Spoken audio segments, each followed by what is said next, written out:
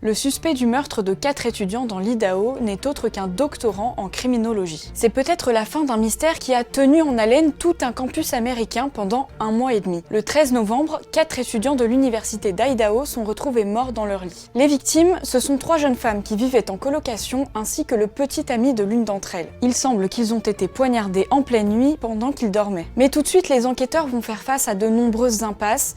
Déjà, il n'y a pas d'armes du crime, il n'y a pas non plus de traces d'effraction, et surtout il n'y a pas de suspect potentiel. Ils vont alors tenter de reconstituer la dernière soirée des 4 victimes. 2 d'entre elles ont passé la soirée dans un bar, ont pris à manger sur le chemin du retour, puis sont rentrées en taxi vers 2h du matin, et les 2 autres sont rentrées à peu près à la même heure après avoir passé la soirée chez des amis. Malgré tous ces éléments, les enquêteurs vont mettre un certain temps à identifier un suspect. C'est grâce à des prélèvements ADN qu'ils ont effectués sur la scène de crime qu'ils vont remonter jusqu'à un certain Bryan Kohberger. Bryan Kohberger, c'est un doctorant en criminologie qui travaillait non loin de l'université des 4 étudiants. Il a fini par être interpellé chez ses parents en Pennsylvanie, où il était venu passer les fêtes. On ne sait pas encore quel pourrait être son mobile, mais ce qu'on sait, c'est qu'il ne vivait pas très loin de la maison des 4 étudiants. Les personnes qui l'ont côtoyé le décrivent comme quelqu'un d'assez distant, mais de très intelligent. Surtout, on sait qu'il était fasciné par la psychologie des criminels. Il avait même passé sur internet un appel à témoignages pour essayer de comprendre ce que ressentent les criminels quand ils passent à l'acte. S'il est toujours présumé innocent, il doit maintenant être transféré vers l'Idaho dans l'attente d'un procès. Selon son avocat, il se dit impatient d'être exonéré de ces accusations.